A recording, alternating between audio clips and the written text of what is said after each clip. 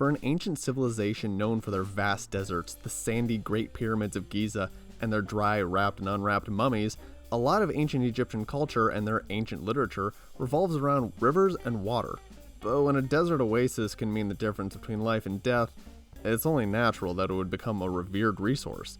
That's why the Book of the Dead talks about holy lakes, peaceful pools, and the such in the Egyptian afterlife. However, too much of a good thing is never good, and while the Nile River and the Mediterranean Sea could bring life, it proved to be quite dangerous to one Egyptian sailor at least. Hello guys, gals, and all things in between. I'm A.U. Thor. And my name's Jasmine Moore. And while you've likely heard the Odyssey and the Iliad in ancient Greece, a lesser-known maritime story makes its way down from Royal Egypt. The tale of the shipwrecked sailor spins a legend of desperation, survival, and an encounter with an Egyptian deity a step down from the Egyptian Ennead. Looking at the Egyptian Empire timeline, this story dates back to Egypt's Middle Kingdom, between 2040 and 1782 BC. And when considering how old is Egyptian civilization, this story is almost young. The scribe who copied the story down, Amina, or Amini Amina, was really cocky about his writing skills, calling himself excellent of fingers, even though we know he made a few mistakes. The story begins with the master and his attendant, the master telling of his crew's return from a voyage, with everyone on board safe. Our crew has returned safe, without loss of our army. We have reached the two-way limits of Wawat, and we have passed Senmut. Behold, now we return in peace.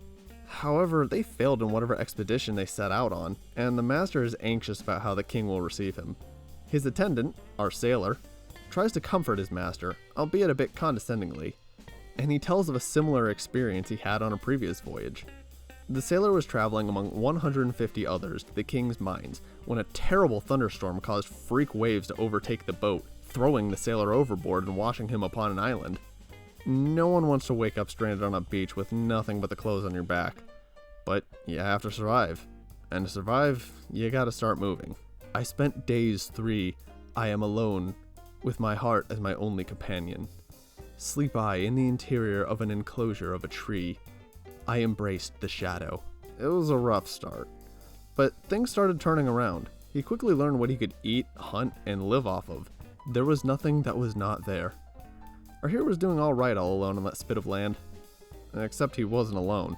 You think he'd be a little more nervous about a deserted island being not deserted, Well, he was about to find out exactly why he should have been nervous. This passage says that he thought a storm was approaching, like the waves of the sea, but he heard trees cracking and the land shaking. And when he uncovered his face, he found a snake. But this was no ordinary garden snake. If you know anything about Egyptian mythology and the Egyptian gods, this was a monstrous bearded serpent, 45 feet in length, plated in gold scales, his eyes encrusted with lapis lazuli. Snakes. Why did it have to be snakes? The fierce creature opened its gaping maw, and the sailor threw himself on his belly. Instead of swallowing the poor man whole, though, the serpent spoke. "Who brought you?" the snake asked 3 times, threatening that if he delayed in answering, he would turn the sailor to ash. The sailor admits he doesn't know, though. Usually you could chalk this up to pissing off one of the gods, like Nun, the Egyptian goddess of the sea, daughter of Ra, the sun god in ancient Egyptian mythology. But that's not how things went down. What do you mean by that, baby? The serpent brings the sailor back to his lair without so much as biting off a limb, the sailor notes, where he repeats his question another 3 times. The sailor retells his story, stating that he was on a mission for his king, the Egyptian pharaoh.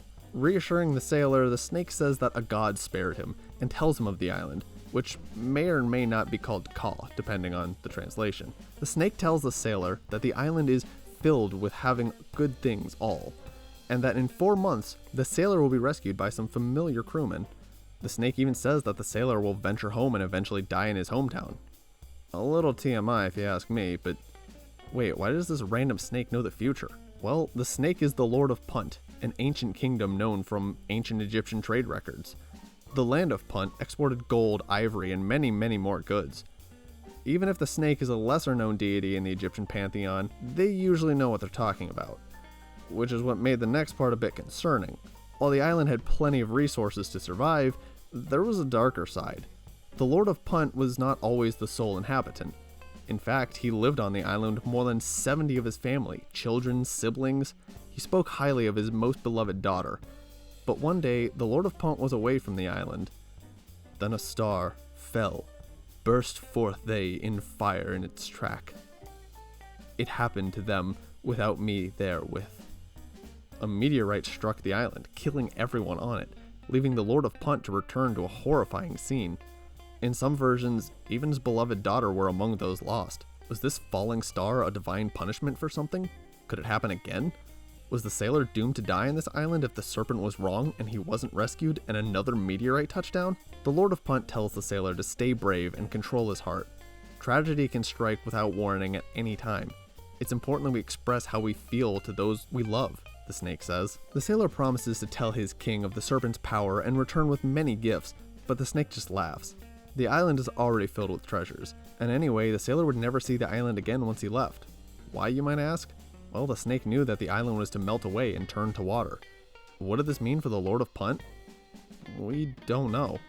But the softy in me likes to think that he would go on to rejoin his siblings, children, and his beloved daughter. The serpent's predictions came true, and in 4 months, the sailor was rescued, the Lord of Punt sending him away with valuable gifts and requested that the sailor make me a good name in your town. The sailor returns to the king with the many presents, and he gets a promotion to become an attendant, which catches the reader up to the modern day where the story began. To make a long story short, the sailor tells his master that they don't know how the king will react. He could explode on them like a meteorite. But worrying doesn't help, and you should do your best in the present. The master remains pessimistic and essentially says that trying to comfort him before the king rips him a new one is pointless, ending the story asking, why would you give a goose water in the morning before it's slaughtered? Just because he didn't learn anything doesn't mean we don't have to, baby. Exactly. There's a million and one things to stress about nowadays, but worrying about what could go wrong never gets us anywhere. The tale is written as a fable, a story with a moral, but it also has a lot in common with folk tales and cosmic quest stories. Ancient literature often uses framing devices. The text begins with two characters talking before one of them tells a story within the story, and it makes up the main drama.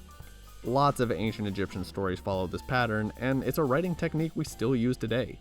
Literary critic Richard Matthews theorizes that the Lord of Punt is a precursor to sword and sorcery trope of a dragon standing as the main monster of a tale. Whether you take this story as something to study or just something new to hear before bedtime, it's certainly interesting to hear another perspective from that ancient civilization. Thanks for tuning in, and until next time, keep on writing. Catch you later, baby. Thank you, ladies and gentlemen, for listening into today's broadcast. Don't forget to like, comment, subscribe, and ring that bell to never miss another one of our fancy newfangled moving pictures.